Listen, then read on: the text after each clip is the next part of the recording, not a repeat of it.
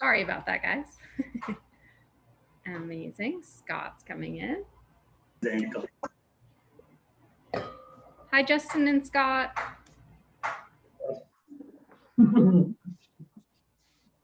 How are you? Good, how are you? Great, thank you. How's it going? Awesome. Well, let's get started. There might be a couple more people coming through. No big deal. Just to make sure we're using everybody's time efficiently. I'll get started now. I want to thank you guys all for joining me. I know it's the summertime, things are opening up, people have plans, there's stuff going on. It's very exciting. And there's a heat wave currently going on right now in the Boston area. So appreciate you guys coming through and enjoying this virtual experience with me. I hope everybody is feeling cool. I will not be judgmental if anybody pops an ice cube in their wine tonight or maybe has their wine served at a cooler temperature than specified in your tasting sheet. I always kind of feel like when it's really warm out, the nice thing that you can do with wine is always do what works best in that specific temperature for you, as we all operate somewhat differently in terms of our comfort level and temperatures. So just want to say that, and happy summer to everybody. This is so exciting. With CruBox, we really love to focus on themes that are somewhat seasonal. So for June, I wanted to curate some wines that I thought would go really well with summer grilling, and also that kind of represented some of our favorite summer festive wines from France. So we're kind of popping all over the map today. We're going to go to the Loire Valley, to the Rhone, to Provence, and then back to the Rhone. So we should have fun. And as always, please feel free to ask any questions. Some of you might be opening all of the wines tonight. Some of you might not be. Totally cool either way. Once again, this is always recorded, so you can always come back to it, or you can always drop me an email too with any questions that you have about the wines. So we'll get into it. This month's theme was Joyeux été, or happy summer, because everybody should be happy in the summer. It is sunshine. Hopefully some of you can be near the coast and get a little breeze, get a little relaxation, and drink wines that I think can go really well with some of those seafood specialties, or of course with grilling. So we're gonna get right into it if you're all ready. And I'm gonna start you all off with our first wine tonight of the 4, which is the Domaine de la Pépinière, Les Gras Moutons, which is coming from Muscadet, Sèvres et Maine. So I'm taking you first to France's Loire Valley. You'll see in the inserts that you have, there's some maps too, which kind of give you a specific designation of where things lie within France.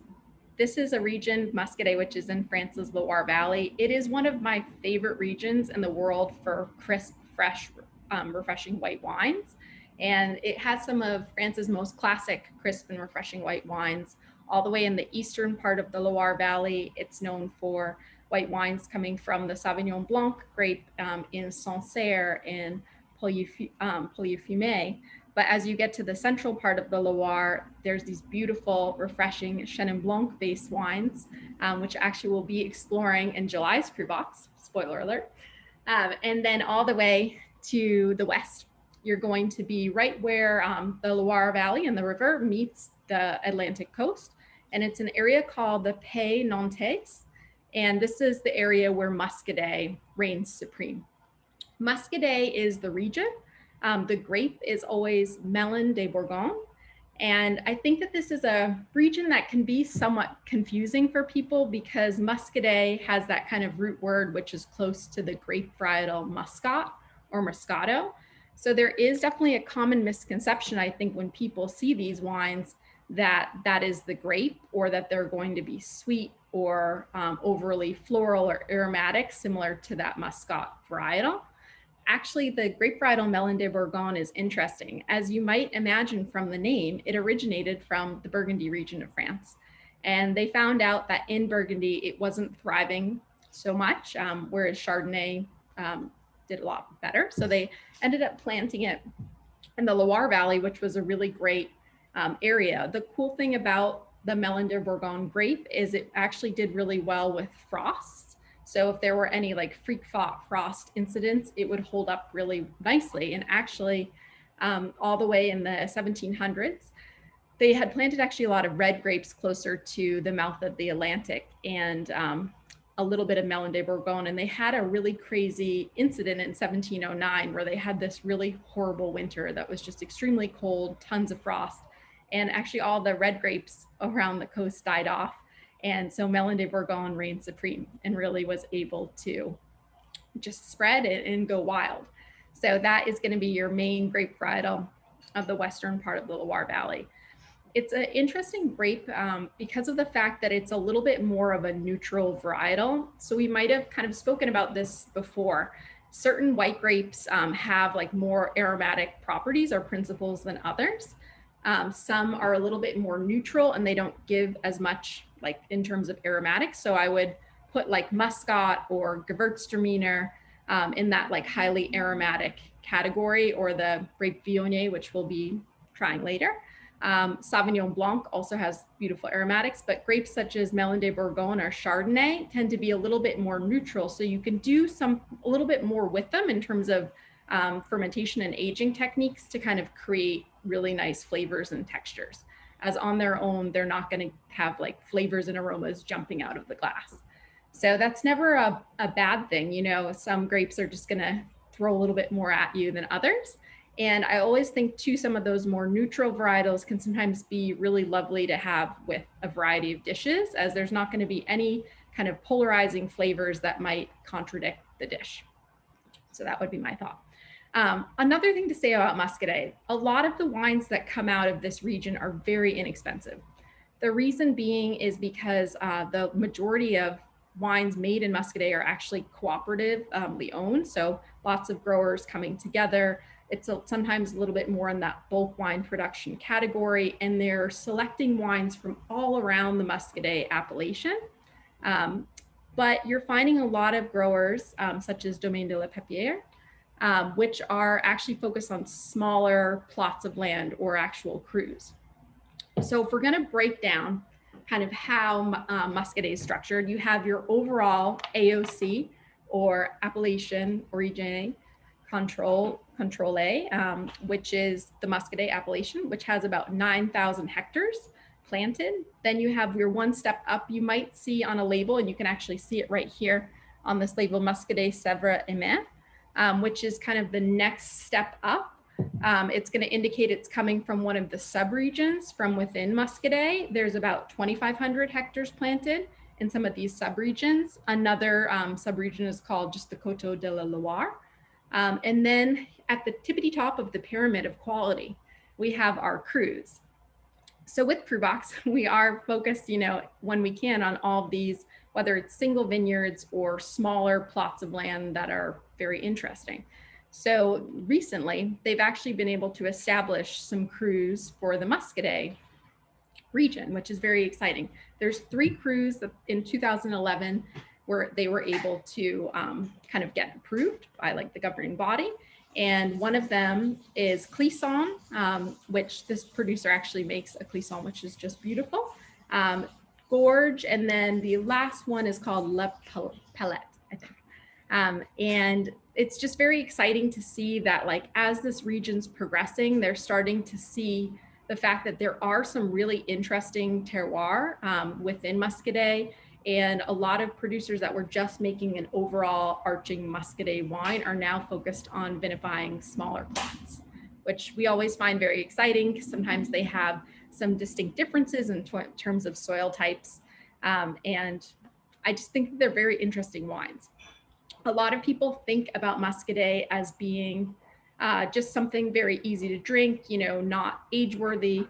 Actually, believe it or not, there are age-worthy options when it comes to Muscadet. While the majority out on the market, definitely, you know, you kind of want to pop and pour them, you know, drink them within several years.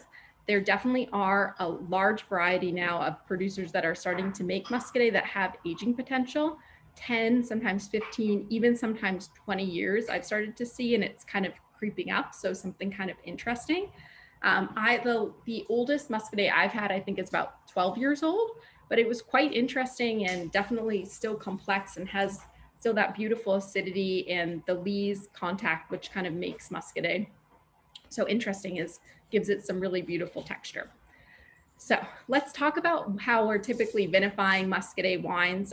It's almost always going to be stainless steel aged, as you kind of want to let that freshness and brightness shine through. And then something very traditional, especially as we kind of work our way up the quality scale for Muscadet, that you'll find on the bottle is Sur Lie. It's said here in very small cursive, but it's showing that they're using Lie's contact. So as a refresher, the lees are going to be the dead kind of yeast cells of the wine, and they'll typically stir those around. It's going to enhance the texture and kind of be an alternative to oak aging or barrel aging to kind of give the wine a little bit more texture, and sometimes a very slight kind of toasty component, which is really nice. This specific plot from Pepierre, which was owned by a gentleman named Marc Olivier. He was one of the first like top producers that this awesome importer, which focuses on a lot of organic and natural wines, Louis Dresner, started to import into the US. And he's been around since the early 80s, but he actually just left his domain. And 2019, which is the vintage we have here, is his last vintage. So this is kind of interesting. He left after many years, and he's actually handed over his domain, since he didn't have children, to very capable owners, Remy and Gwen, who actually worked for him for a very long period of time. And he has the utmost faith in them. And they've taken over the domain as of 2019. And they actually both pushed him to, in the early 2000s, not only convert to organic farming, but convert to finally biodynamic farming, which is once again using these principles from a philosopher named Rudolf Steiner, who's originally, I think, either Austrian or German. I always forget that. But definitely within the biodynamic principles, it's once again about respecting, the earth, using the vineyard as a ecosystem, and everything within the vineyard has to operate at its like utmost like quality, so that the wine and vines can be the best that they can be. So it's exciting stuff. I personally love Muscadet in the summer. This is the ultimate 95-degree plus day wine, which is perfect for today. You can chill this down a little bit more than the average wine because it tends to be so light in body. And once again, too, this is literally like drinking just super, super fresh, mineral-driven, kind of citrusy, and sometimes a little bit nutty of quality to the wine. Some light flowers, a little bit of that kind of lemon peel. Oh, and definitely that kind of tart fruit, and just super, super, super fresh. It's one of those wines, I sometimes use this for some white wines that are like lean, bright, and mineral driven, that just feels very energetic. Definitely one of those wines that kind of gets the party started, in my opinion, and just makes you feel really great all over. And a classic oyster pairing wine too. So I had actually paired this with a grilled oyster dish, because that was kind of the theme that I had put together. But you could totally have this with fresh oysters, or any shellfish dish is super, super ideal. Anything light and fresh, those kind of light, fresh summer salads with chev, or whatever kind of fun addition that you'd like to throw into the mix. This for me is excitement in a glass. Any questions so far just about like Muscadet that I could answer, the appellation or the producer Pepierre, or this wine in general?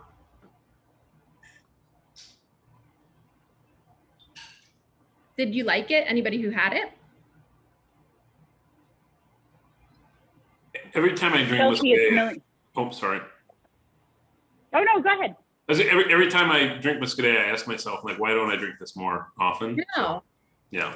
Yeah, it's great. And Pepierre too has a couple other, so this is a sub-region, I forgot to mention, I'm so sorry, a sub-region called Monnier Saint-Fiac, which is not a cru yet, but they're working on getting cru status.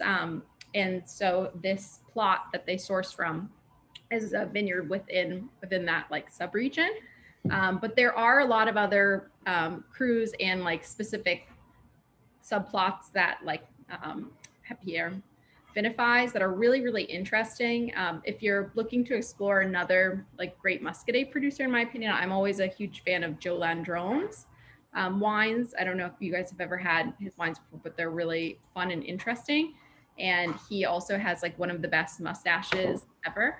If you ever want to Google him after this, he's a lovely man. But it's definitely like really exciting to see this like appellation that was kind of not taken super seriously, kind of thought of these just kind of fresh but non-interesting wines, being like really regarded as a potential area to make some more age-worthy whites. So I think it's exciting, and I love that the producers are starting to take these like separate terroirs more seriously. It's definitely just exciting to see when you have some great land to work with, to be able to, you know, take some of these different plots and vinify them similarly, but to taste the difference between some of the different soils and exposures. That's kind of what it's all about. It's part of the fun. Has anybody gotten to visit this specific area within the Loire or the Loire Valley? To the Loire, but not this far west yet. Yeah. So I'm really excited. We have friends getting married, and they're actually originally from that part of the Loire Valley. So I'm hoping to get out there next summer and visit some producers. But I've been to a little bit of the Central Loire and the Eastern Loire where Sancerre is. But the Loire Valley is just, it's so stunning, especially for those who are white wine lovers, while the Cabernet Francs, some of the reds there are exceptional too. I just think the whites are so interesting, and they're just so much fun. And this is what summer for me is really all about right here. It's actually a pretty easy day trip from Paris. That's the only time I've been is to Chinon and Vouvray. Just train out, you know, the TGV. It's been very easy. Yeah, it is just the most magical experience, like being on the Loire River. And this is such an interesting area too, because the river starts to delta out to the Atlantic. So you just have like such a beautiful space to work with for vines. So it's very interesting. Any questions before we move on? I could probably just talk about this wine and this producer for the whole tasting. So I'll move on, and just so we once again use everyone's time efficiently, but it's definitely very fun stuff. So, okay, second wine. So I'm taking you guys next to the Rhone Valley, where we've been several times before, but we're going to the Northern Rhone. And this is actually a producer that we had in a former CruBox, actually. In January's CruBox, we did a comparison of two Mencias from a producer versus two Syrahs from a producer in the Northern Rhone, Jean-Claude Marsan. And this is actually like a wine that we worked with an importer to kind of direct import because we were just so excited about the wines. It's a producer, Jean-Claude Marsan. Here, I'll hold up the bottle here. 2016, Les Rousseaux, Jean-Claude Marsan's Viognier from the Ardèche. So this was interesting because Jean-Claude Marsan, once again, was a producer that really you didn't find very much in retail or even really in restaurants in the US until somewhat recently. It was really a producer that was most well known for being in restaurants all throughout some of the top restaurants in France. It was distributed a bit throughout Switzerland and just recently came to the US where it's very kind of still difficult to find. They're definitely known for their Saint Joseph they make, which is really lovely. We had a Saint Joseph Rouge versus their Syrah, which is from a larger general appellation, which surrounds that, called the Ardèche.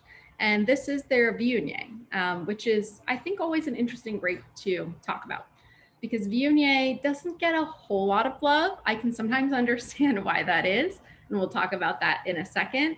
But it can make a really interesting wine, and a wine that is especially perfect with lobster as we get into those amazing summer months.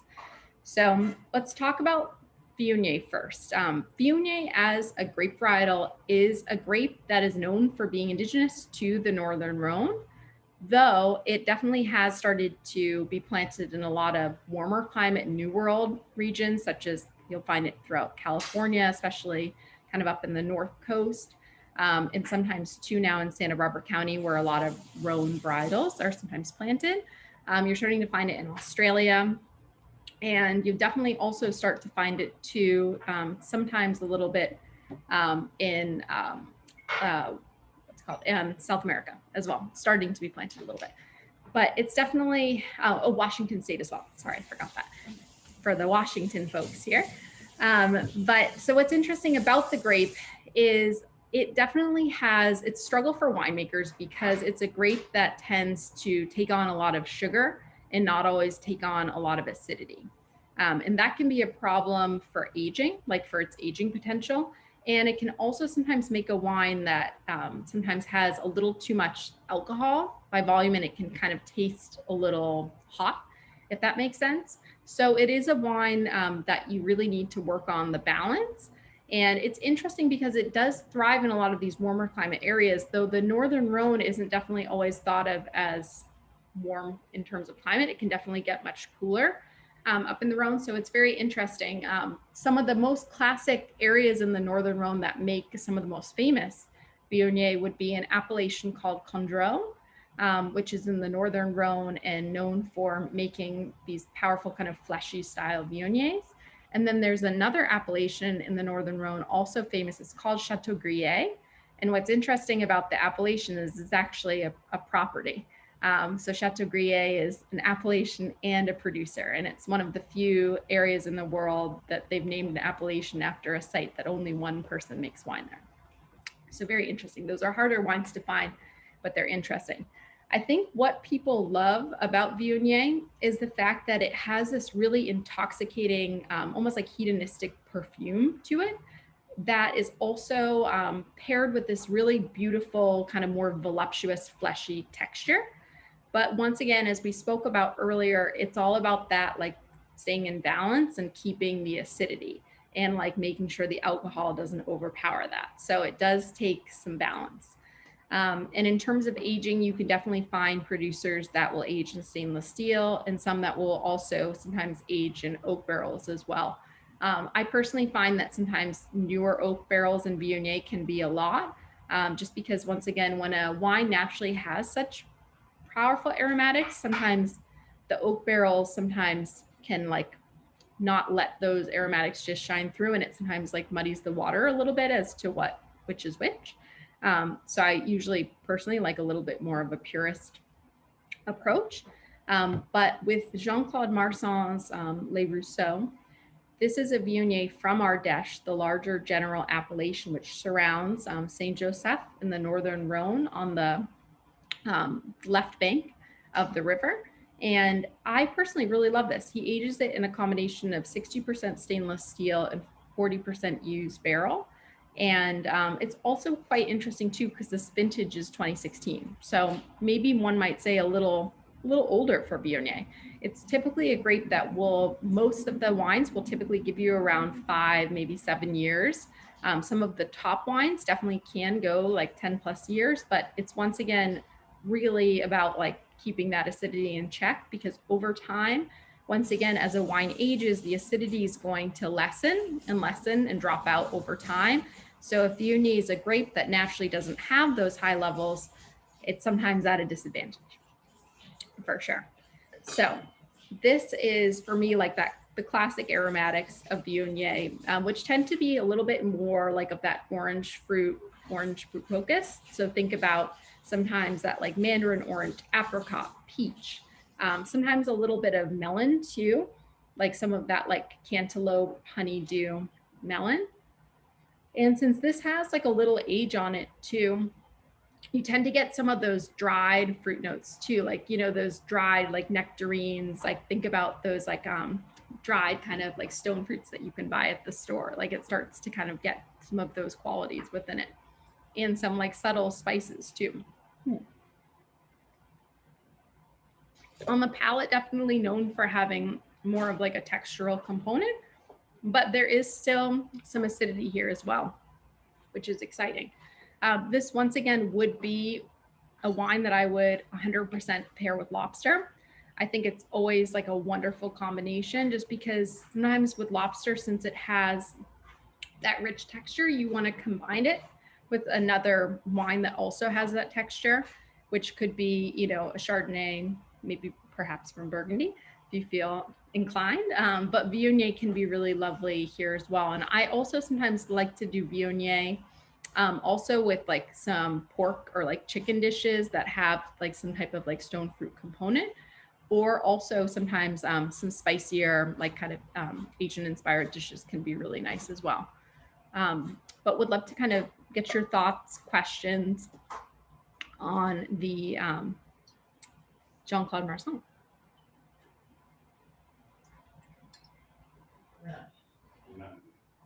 So Chelsea, we are having this with dinner, Oh, great. and it's lovely. And I say that as someone who usually does not like Viognier. Yeah, I'm in that boat too. To be honest, I'm not always a big fan of Viognier sometimes. There's also some underlying floral aromatics that Viognier throws out. And sometimes when it can be done wrong, it smells somewhat like cosmetic or like, Yeah, it can be overly aromatic. yeah, it can be just like somewhat upsetting for me. Usually varietal I avoid. So Yeah. it's really lovely to have one that I'm enjoying. So thank you. Oh, good. I'm so glad. It's so interesting because like I'm always, maybe because like I have a sensitive palate, like there's certain aromatics that just like really kind of I just can't handle. And sometimes with the Viogniers, when they are a little too much of that floral kind of cosmetic type feeling, it just like really doesn't do well or sit well with me. So I wanted to find one that was in balance that I thought was interesting. So exciting stuff that you liked it. But I also find that way too. Like, I don't know if anybody's ever had Torontes, which is a grape typically from Argentina. Sometimes that also has like just these underlying qualities that like certain producers just taste like a little chemically, like the sometimes fruit or like floral aromas smell like chemically. If that makes any sense, then you're on board with me on that. But it's just weird sometimes how like some aromas can be like off-putting to some people. And some people love them. And that's like part of, I think, what makes wine very interesting and unique. We all have like different ways of looking at it. So. I think Viognier has a very predictable perfume, and so I like it, but it definitely has the quality of, an aperitif or, a liqueur that you expect a certain flavor from. Yeah. So predictable. Yeah. So this is very dry, much more balanced Viognier. And I think, people who are expecting the classic Viognier presentation would be a little disappointed. But but it's definitely it's a lovely wine. It's light, but it's not fluffy, it's not it's got a little backbone to it. Yeah, and we're 12.5 here for the alcohol by volume, so definitely a lower ABV Viognier overall, which I think is important. Again, it can develop higher levels of alcohol, and it sometimes just can be a little too hot to handle, for sure. Any other questions before we move on? Cool. We're doing it. We're doing a little roadway. Was there a question? Sorry. Yes. I do have a question. Yes, Dottie. When you were talking about some of these coming to the New World and Washington in particular, are the younger vines, do they have a different quality that we should be looking for or avoiding? Because I'm assuming these are old vines, or older vines. How does that impact it? Well, I guess it depends on the producer. I mean, everyone gets like sometimes different clippings, and it depends on like the original, cuttings of the vines that you're getting from whatever original place that it was brought. Sometimes those might be like new clippings that will come in, and if so, like, it takes several years to like get that going, as it usually takes vines a good like 3 years or so to like embed themselves and like get going and produce quality wine. But I don't know the exact, I guess, age of the vines that would have been brought over. And I don't know off the top of my head if there would be like a specific, year that would work best. Some like grapes tend to like do really well with very old vines, and certain grape varietals too, sometimes the vines die off after like 30, 40 years, and you just kind of have to start over again. So it kind of depends, I think, on the specific producer and the grape. So I don't have a clear answer on that. I'm sorry. I'm interested in exploring these. Yeah. Washington State as well. Yeah. It's amazing. I don't know that we'll match this. I have serious doubts, but it'd be fun to at least explore. Yeah, I'll take a look through and I can send you guys afterwards if there's some good Viognier that I can find out of Washington State. That's like 100% that you guys can explore. Cool. I'll do some research for sure. Thanks. All righty. Well, rosé time, which is always so fun, especially for the summer and especially for, once again, a day like today. A fun little wine here. So this is the Vey, which is from a producer called Mas de Baleriol, which is based in Provence in southeastern France. So I think there's something about Provençal rosé that I personally really enjoy. But that being said, I realize that there is a lot of rosé made out in the world today, and there's a lot of very subpar rosé. We talked about rosé back in, I think April, we did the Corsica tasted the Marchigliani, and I am a fan of quality made rosé that is made for a specific time and place. While there are some examples of rosé wine that actually can be age worthy, and I'd be happy to chat about that afterwards because I've explored that. This is once again a wine that is meant for, right away consumption within, I think, the next couple months, like as fresh as possible is always, I think, best for the majority of rosés. This is a really cool producer that's based, actually a newer producer to Rosenthal, which is a importer we do a ton of work with, focused on a lot of French properties, actually the next wine after, also from Rosenthal.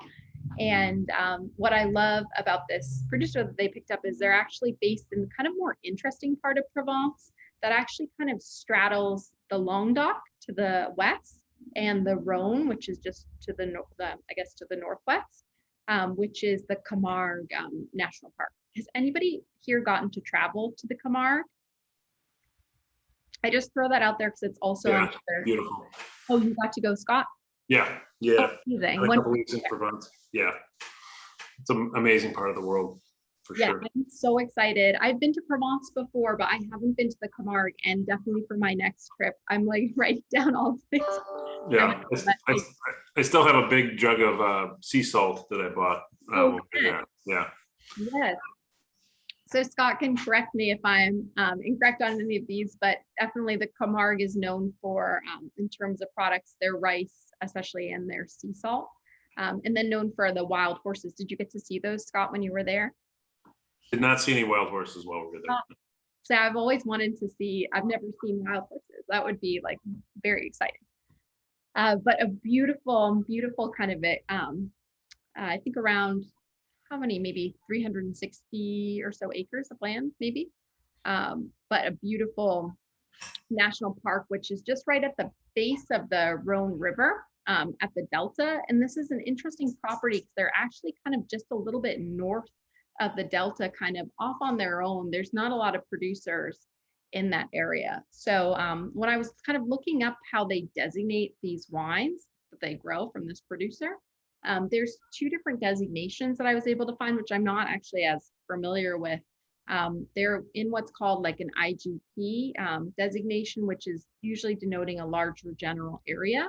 And for some of their higher end wines, Baleriol has this IGP Bouche du Rhône, which stands for basically the mouth of the river. And then for this rosé, they go under the IGP of, and you can see it here, Mediterranean. Oops, sorry, you can't really see that here. There you go. Which is actually a larger general area that they can typically source fruit from within Provence. And I think it might straddle a little bit into the Rhone Valley as well. They basically translates roughly in French to look at that, or it's like an exclamation, because they wanted to make a wine that was fresh, fun, interesting, but also had, a finish to it as well. There are tons of rosé wines that are made out there that you just drink them, you don't think about them, and the finish just goes away just like that. There's really not much there besides the fruit. But at all of their levels of wines, they really wanted to make something that like was a little bit more interesting, but at the same time playful. And this isn't a serious wine by any means, but it's still a well-made wine. So made by the Miquel family. This was actually a property that's been around since around the 1500s or so, the Mas, which translates basically roughly to like a farmhouse. But it was started as a winery in the 1950s by the Miquel family.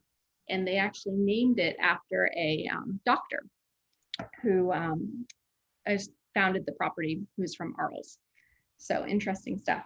This is a blend of a grape that you might not have heard of before, which they actually make a red wine out of as well. It's called Caladoc. So Caladoc is a crossing that is a crossing between Grenache and Malbec. That is actually created by a French professor.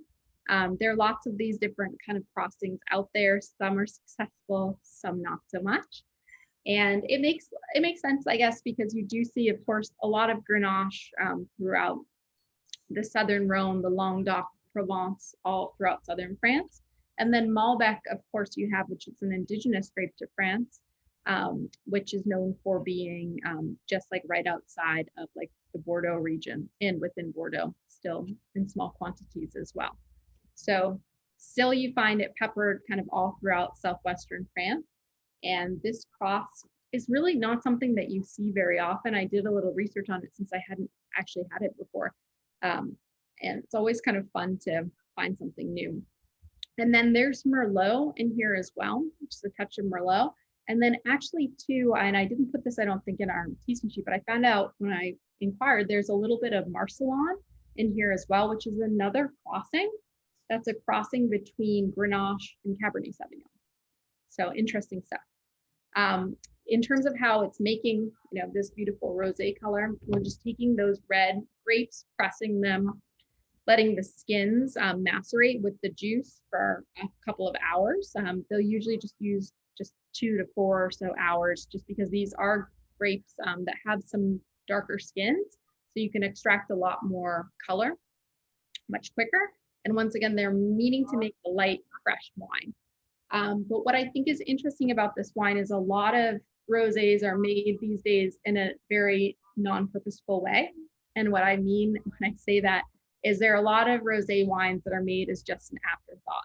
They'll like bleed them off when they're ready to be rosé, but they'll continue to make red wine and continue on the maceration. And what I like is when producers actually will source specific vines for rosé production that sometimes are different from the vines that they source for red wine production. And that will typically mean sourcing them from younger vines that just have a lot of that freshness, because rosé inherently is a wine all about freshness, the freshness of the vintage. So you'll notice most of the rosés out right now are 2020 vintage, which is somewhat typical. And once again, this is a wine all about those beautiful, youthful aromatics. So the majority of rosés really should be enjoyed within their youth. And it's just the ideal summer pairing wine, whether you're doing this with tuna, whether you're doing it with something that has some more of those beautiful kind of Provençal flavors, whether it's like olives, tomatoes. There's just so much potential here, whether you're going vegetarian, chicken, fish. I mean, the possibilities are somewhat endless. On the nose, definitely you get some more of that kind of grapefruit, a little bit of that like tangy raspberry, which comes through on the palate with some nice kind of herbaceous spices that come through as well. And it has a finish, the finish is still going a little bit, there's something happening here, there's a lift, and it's fresh at the same time. So if you're looking to me for a rosé that has something going on a little bit, but is also just a crowd pleaser, for me this is it. I'd love to hear some of your thoughts or feedback, questions. I have a question. You mentioned that a lot of the rosés out right now are from 2020. Do you think that we're going to see an impact from the pandemic at all on the rosés that are coming out this season, or is that something that kind of won't affect the rosés? Well, that's a great question. I mean, definitely, 2020 was the main year. There was definitely some issues. I'd say no matter what they're definitely with a lot of the vineyards making wine in 2020 and 2021. I'd say the more challenging things that they faced were like climate and the supply chain. So they might have made wine, but like it might not get to us right away. Like we're dealing right now at Gordon's with some crazy supply chain issues and a lot of wines that would normally be easier for us to get. But with like a lot of the shipping issues going on within the world, and with the fact that like people are going back out and about in the world in restaurants, like wanting to like secure wines again, that sometimes we're split between retail or sometimes they just got like, there's definitely supply issues. So I hope everybody will make a little more wine for us. But at the same time, I also respect these producers that are trying to keep production low. I don't think the pandemic necessarily hurt a lot of wineries in terms of like, I think they were still able to get people, to work for them. I think maybe some of the larger wineries could have possibly impacted since they hire more labor, but a lot of these family-owned wineries, it's like, the whole family's just like doing it. Like if someone leaves, like they'll have someone to pitch in. So they're usually able to make it work. Cool. Thank you. That answers your question. Totally off topic, but Emily's question made me think of what's happening like currently with the whole tariff situation now that the new administration's. So last I heard is that we're good to go for tariffs, that they're not moving forward with a lot of like the Trump tariffs. So even like the 25% one, is that now gone or? Yeah, it's gone. Oh, okay, great.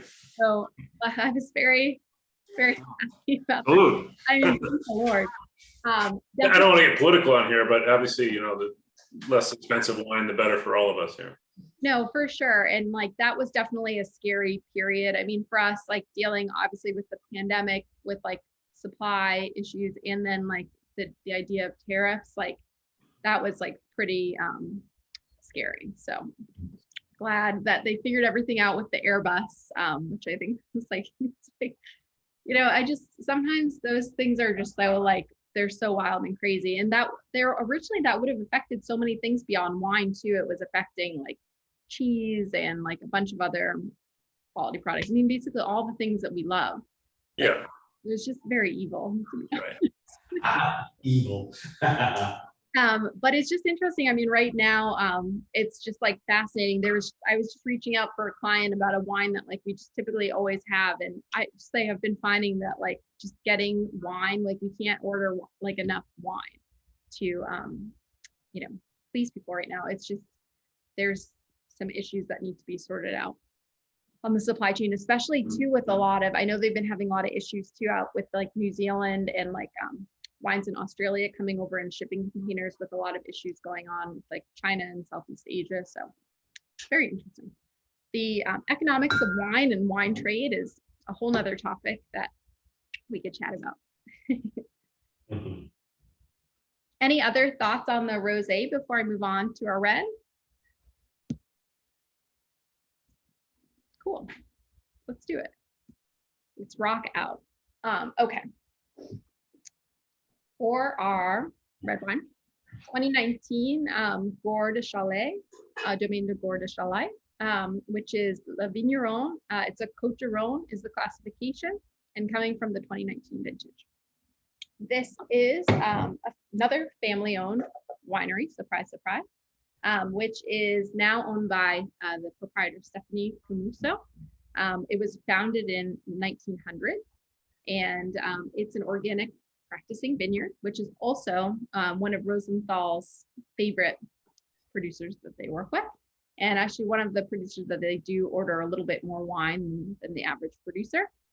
And this is an interesting wine, I think, because it's a Côte de Rhône that is a step above, I think, the average Côte de Rhône. Côte de Rhône is a larger, general way of labeling wines from the Rhône Valley. You have, similar to when we're talking about Muscadet, you have a pyramid in France's Rhône Valley. And in terms of the levels of like denomination, Côte de Rhône is kind of your entry level. You can work with like a little bit more flexibility in terms of where you source fruit from and the grapes that you're using. And the Côte d'Aron denomination represents vineyards throughout the southern predominantly, but also throughout the northern Rhone. And then you have next your Côte d'Aron village, which is, I think there's around like 100 plus villages that fall within that like denomination that you can source fruit from. And then next you have your Côte d'Aron with like a village name attached. So that's when we're talking about Gigondas, Baccarat in the southern Rhone. We're talking about Châteauneuf-du-Pape, or if we're getting to the northern Rhone, Hermitage, Côte-Rôtie. These are kind of more specific denominated senses of place, with probably Châteauneuf-du-Pape being one of the most famous and definitely one of the most interesting. I don't know if anybody's traveled to the southern Rhone. I was there several years back and I can't wait to go back. It's so beautiful and it's just so interesting, definitely, especially visiting Châteauneuf-du-Pape, which was, of course, the summer people residence for I think about 100 years. The soils there are just super unique because there you have these beautiful gallet stones, as it used to be, you know, the bottom of the sea. At some point, it's just like you feel like you're kind of in an alien landscape in the most beautiful way. It's a really magical spot. And the primary grape is going to be Grenache. And while Châteauneuf-du-Pape wines are very famous, there is a village next door up in the hills called Gigondas, which is not too far away, stone's throw.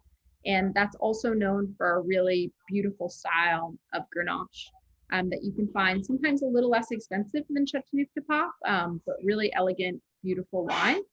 And Gore de Chalais is known for their Gigondas production. They actually make about 3 wines that are brought to the US. Not very many wines in general. They make actually, believe it or not, a Gigondas rosé, which is very interesting and kind of fun. A straight Gigondas, and then this Côte d'Aron, La Vigneron. What I love about this Côte d'Aron is it's once again made in a very purposeful way. So it's sourced from Baccarat, which is another village, also somewhat comparable to Gigondas, but sometimes the wines can be a little bit more powerful and intense. You get like just these beautiful pockets of sunshine there that just like get you a little more extraction sometimes, from what I've seen. And they're also sourcing from another village next door called Viol, which is this tiny little village that they have property on. So this is a wine that's 90% Grenache. Grenache definitely is, once again, the superstar of the southern Rhone. And it's similar to Viognier, is a grape that I think is challenging to work with. Not enough people, I think, give it the credit that it's due, because it can also take on higher levels of alcohol. And sometimes it definitely can offer some of that ripe, kind of spicy red fruit, but sometimes it can be definitely a little over extracted, a little chewy, and a little too much, to be honest. It sometimes lacks like the freshness that it needs. So it really takes, in my opinion, a great producer to really work with it in a way that can still provide it with freshness. Because I don't know if anybody's ever had this experience. I have had Grenache in some instances, which can sometimes almost be like a little more Pinot-like in terms of its like balance. And it's rare to find that. But when you do find like a really balanced, bright, beautiful Grenache, or Garnacha, as they would put in Spain, it's a wonderful experience.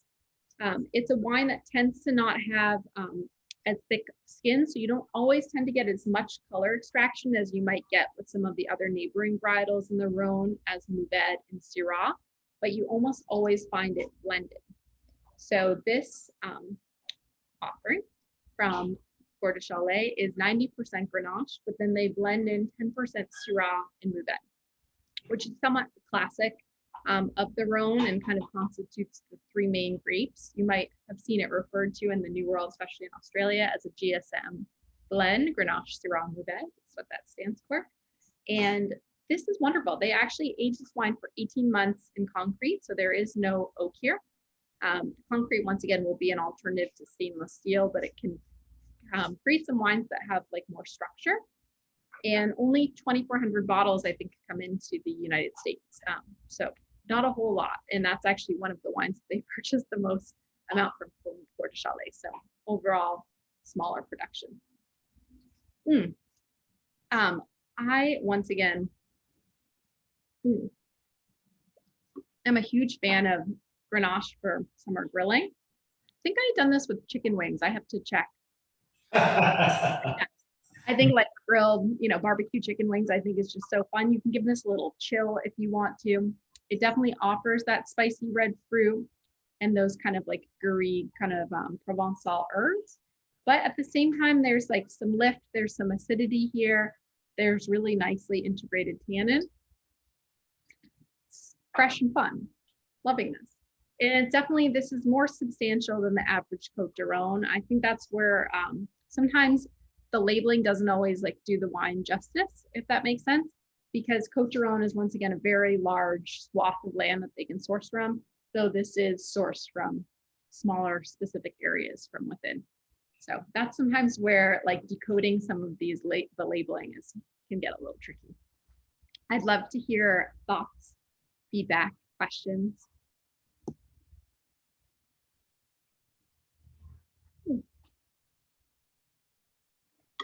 Anyone, go for it. If not, I'll just continue to talk, but. I haven't had bad Grenache in my life, so I don't know. I think it's pretty hard to mess it up. Yeah, there's so many great Grenache wines out there. I guess I was just thinking like, so I'm looking at the alcohol here. This is 14.5%, which I think is pretty well balanced considering. But sometimes it is definitely a wine that like sometimes it's an easy grape to work with in the sense that it can make very high yield wine. So a lot of producers will tend to work with it as their workhorse grape, but because of that, it doesn't always get the love and care that it deserves. And it's interesting because it makes wines that are very reasonably priced sometimes, and then some of the more expensive wines of Southern France. So it's a fascinating grape and definitely interesting to get to know. But when it's done really well, it's a real pleasure. And it's all what I want for like summer grilling reds, something that's Grenache based is beautiful. I love the aromatics on this, and for a red blend for summertime, this is really nice. I just wanted the color is really cool. How much of that is the Syrah with the darker red? Yeah, so I'd say the Syrah tends to sometimes give you these like subtle like purpley notes, and also the Mourvedre can as well. Like some of those kind of deep plum and like purpley notes can come from those grapes. They have like very thick skin, so they can extract a good amount of color. Whereas Grenache as a grape tends to always give you more of those ruby red colors, which are a little bit more like transparent overall. So definitely the Syrah and Mourvedre really impact the beautiful color here, which is gorgeous, by the way. Yeah, I mean, I was surprised because of course, we just had 108 degrees yesterday here in the area and on the island, and wow, the whites are so refreshing. But I really enjoyed this blend. It's really nice. Yeah, you can feel free to just chill it, like put a little chill on it too. I mean, that's how I like to enjoy a lot of my summer reds. And it's once again, the temperature is somewhat subjective, but it's always fun to find your like ultimate grilling red, in my opinion. It's part of what it's all about. I chilled all 4 wines, but then I pulled the red off about 30 minutes before our tasting. So I think it's just perfect. Yeah, I think that's great. And it's fun to kind of experiment. I always say like experiment with temperature because it's going to change, throughout. And some people enjoy things a little cooler. Some people enjoy things a little colder. It's really your personal preference. I'll always like give like suggested temperature, but always feel free to do what makes you happy. And I always say too, if you're tasting wine and experiencing it with a group, always having things a little bit more on that room temperature side will be more helpful so you can get more aromatics. But that's just like for that specific instance. So whatever works.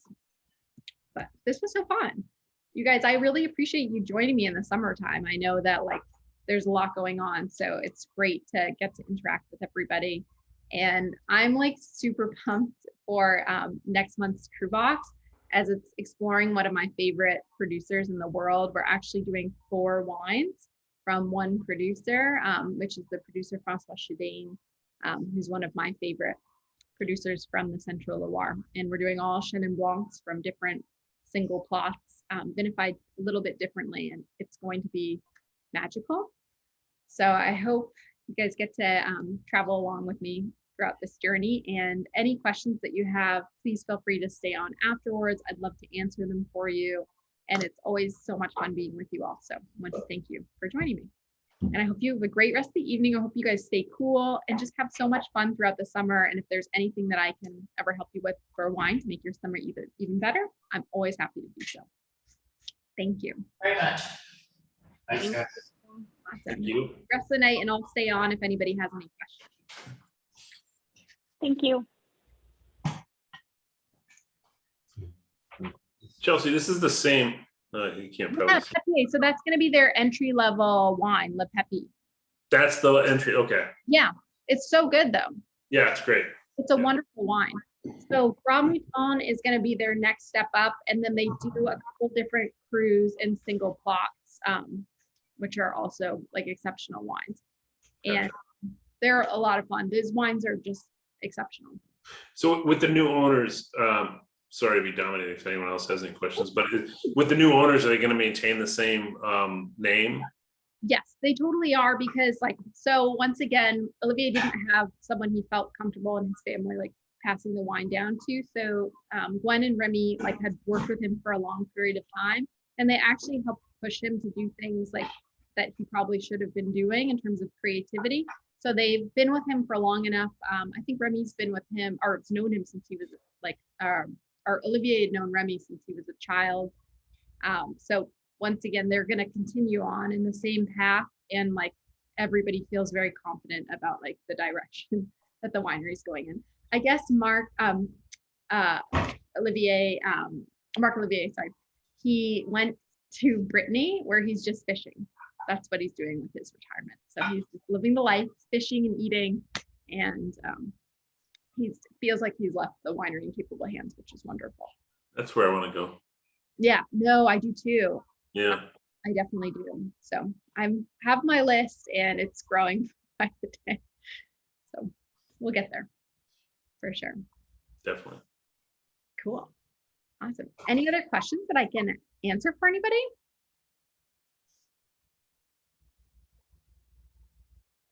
You're just welcome to stay on and hang out with me. I'll chill.